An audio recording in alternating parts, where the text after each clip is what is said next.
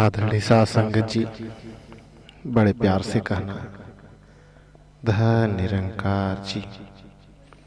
साध संगत जी, जो संत महापुरुष कर्म क्षेत्र में आगे बढ़ते हैं, जो बिना किसी हील हुज्जत के सद्गुरु के हर वचन का पालन करते हैं, जिन्होंने दुनिया की किसी भी रुकावट की परवाह न करते हुए परोपकार में अपनी जिंदगी लगा रखी है, साध संगत के जो सच्चे सेवादार हैं, जिन्होंने सही अर्थों में अपने आप को न्यौछावर कर रखा है, जिनमें सेवा सुमिरन सत्संग कूट कूट कर भरा हुआ है, जो मानवता के सच्चे समर्थक हैं, जिनके ऐसे जीवन बन चुके हैं, वे ही संसार में परिवर्तन ला सकते हैं। परोपकारी महापुरुष कभी भी अपने आप को संसार से अलग नहीं करते, यानी वे संसार के अंदर ही रहते हैं। जो संसार से संबंध नहीं रखेगा, वह दुनिया का कल्याण नहीं कर सकता है। संसार के अंदर रहने वाला ही दुनिया में तब्दीली ला सकता है, जंगल के कोने में बैठने वाला नहीं ला सकता है। जो दुनिया में आम इंसानों की तरह जीवन जीते हैं, गृहस्थ जीवन गुजारते हैं, वे ही इंसानों के सुख दुख को समझ सकते हैं, उनकी भावनाओं को समझ सकते हैं। इसलिए संत महात्मा संसार के दुखों को दूर कर पाते हैं। ऐसे परोपकारी महापुरुषों पर ही साध संगत की रहमत होती है, सद्गुरु की कृपा होती है। निरंकारी भक्त यही मानते हैं कि सद्गुरु और साध संगत की रहमत से ही विश्व कल्याण संभव है, इसका और कोई तरीका नहीं हो सकता। साध संगत जी, भक्ति तो ज्ञान लेने के बाद ही शुरू होती है, लेकिन भक्ति का आनंद सेवा सुमिरन सत्संग के बिना नहीं मिलता। कई लोग कहते हैं कि हमने ज्ञान तो ले लिया है, लेकिन हमें कोई आनंद नहीं मिला, जीवन में कोई तब्दीली नहीं आई। यह है भी ठीक, क्योंकि केवल ज्ञान तब्दीली नहीं ला सकता, आनंद नहीं दे सकता। जैसे हम किसी नौकरी के लिए रख भी लिए जाते हैं, हमें अपॉइंटमेंट लेटर नियुक्ति पत्र भी मिल जाता है, नौकरी पर रखे जाने की चिट्ठी भी मिल जाती है, लेकिन इसी से हम तनख्वाह के हकदार नहीं होते हैं। साध संगत जी, हमें सिर्फ नौकरी प्राप्त कर लेने से फायदा नहीं होता है।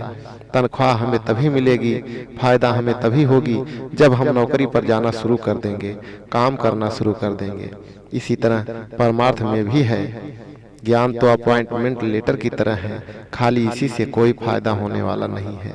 फायदा तो तभी होगा, तब्दीली तो तभी हो पाएगी, आनंद तभी मिलेगा जब हम सेवा सुमिरन सत्संग में भाग लेना शुरू कर देंगे, इन्हें कर्म में लाएंगे, तभी भक्ति का आनंद मिलेगा, तभी हम भक्त कहलाने के हकदार होंगे।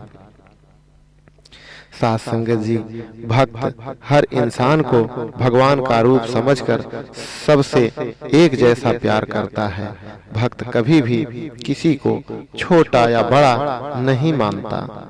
भक्त तो बच्चों को भी अपने से छोटा नहीं मानता। वह तो यही समझता है कि आत्मिक तौर पर हम सब एक हैं, हम सब में एक ही ज्ञान है। कईयों को यह भूल लग जाती है कि हम तो बहुत पुराने ज्ञानवान हैं, हमें तो ज्ञान लिए बहुत साल हो गए हैं, और फला आदमी ने तो कल ही ज्ञान लिया, इसलिए हम उससे बड़े हैं, श्रेष्ठ हैं। ऐसा समझकर वे दूसरे भक्त पर, महापुरुष पर अपना हुक्म चलाना शुरू कर देते हैं, अपनी सेवा करवानी शुरू कर देते हैं। कभी कभी तो उन्हें बुरा भला भी कह देते हैं, उनका अपमान तक कर देते हैं। यह बात ठीक नहीं। ज्ञान पहले या बाद में लेने से कोई छोटा या बड़ा नहीं हो जाता। जैसे सोना 100 साल पहले का हो या आज ही खान से निकाला गया हो, वह सोना एक जैसा ही है। उन दोनों की कीमत एक जैसी पड़ेगी। इसी तरह सभी ज्ञानवान महापुरुष बराबर हैं, उनमें कोई छोटा या कोई बड़ा नहीं है। इसी भावना से इस दरबार में बच्चे बच्चे का सत्कार किया जाता है, उन्हें नमस्कारें की जाती हैं, क्योंकि यहाँ बड़े छोटे का कोई सवाल ही नहीं है। यही कारण है कि यहाँ कभी किसी भक्त को यह विचार नहीं आता कि जो मेरे सामने खड़ा है वह छोटा है, सेवादार है और मैं महान प्रचारक हूँ, प्रबंधक हूँ, अधिकारी हूँ।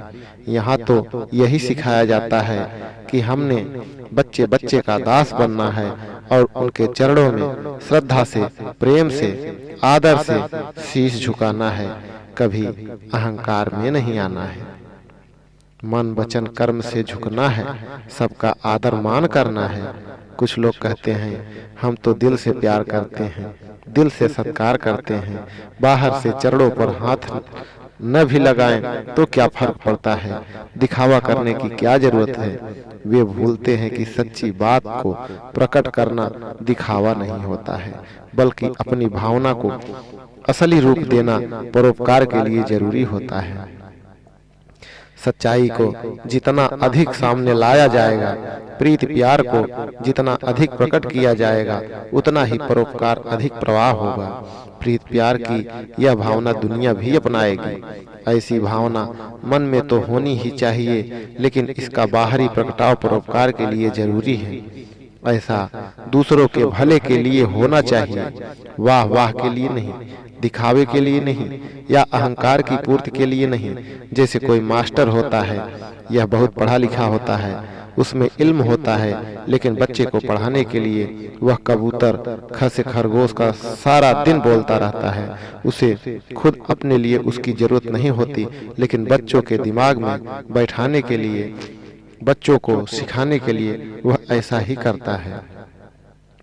इसी तरह महापुरुषों के अपने मन में भले ही प्यार सत्कार कूट कूट कर भरा हो, लेकिन दूसरों को समझाने के लिए, परोपकार के लिए उसे दूसरे के चरणों पर जरूर शीश झुकाना चाहिए। साध संगत जी, कई महापुरुष कहते हैं कि हमने ज्ञान ले लिया है, समागम में भी जाते हैं, जब कभी बाबा जी यहाँ आते हैं तो भी संगत कर आते हैं। रोज संगत में जाने की क्या जरूरत है, वैसे भी वहाँ हमारे स्टैंडर्ड का, हमारे स्तर का कोई आदमी नहीं होता। ज्यादातर साधारण लोग होते हैं, छोटे छोटे धंधे करने वाले लोग होते हैं, खास पढ़े लिखे भी नहीं होते, छोटी छोटी जातियों वाले होते हैं। वहां हम कैसे जाएं? ऐसा सोचना हमारी बहुत बड़ी भूल है, क्योंकि संगत तो संगत होती है। स्टेज पर बैठा महापुरुष गुरु का रूप होता है। हर संगत में निरंकार दातार सद्गुरु के गुण ही गाए जाते हैं। हम इसलिए संगत में जाते हैं, इसलिए ऊंच नीच की भावना के कारण, अपनी बड़ी पदवी के कारण, किसी लोक लाज के कारण, झिझक के कारण संगत में न आना ठीक नहीं है। हमें संगत करते रहना चाहिए। संगत में सभी महापुरुषों के साथ प्यार करना है, सबका सत्कार करना है, सबके साथ अच्छा व्यवहार करना है, किसी के साथ छल कपट नहीं करना है, धोखा नहीं करना है, किसी का दिल नहीं दुखाना है। अगर हमने अपने जीवन को गुरु के उपदेशों के मुताबिक नहीं ढाला, उन्हें अपने जीवन में नहीं अपनाया, तो हम भक्ति के मार्ग में आगे नहीं बढ़ सकते, आनंद नहीं पा सकते। इसके उलट ज्ञान होते हुए भी भक्त की मंजिल को नहीं पा सकते। जैसे कोई आदमी रेल से सफर कर रहा हो, अगर उसके पास टिकट हो तो टिकट चेकर तो उसको कुछ नहीं कहेगा, वह अपनी मंजिल तक जा सकता है। लेकिन अगर वह यात्री डिब्बे में बैठे दूसरे यात्रियों से लड़ना झगड़ना शुरू कर दे, किसी की सीट पर कब्जा जमा ले, दूसरों पर हुक्म चलाने लगे, उसके सामान पर अपना हक जमाने लगे, तो उसे किसी की भी शिकायत पर रेलवे पुलिस वाले गाड़ी से उतार सकते हैं। उसकी टिकट भी तब भी उसे नहीं बचा सकती। ऐसा ही इस मार्ग में है। अगर ज्ञान होते हुए भी कोई अपने साथी ज्ञानवान महापुरुषों से या दूसरे लोगों से बुरा व्यवहार करता है, उनसे लड़ता झगड़ता है, धोखा फरेब करता है, किसी का हक छीनता है, तो भक्ति मार्ग में यह ज्ञान भी उसका सहायी नहीं होगा। इसलिए साध संगत जी, हमें चेतन रहना है, इन बुराइयों से बचना है और भक्तों वाला जीवन जीना है। बड़े प्यार से कहना, धन निरंकार जी।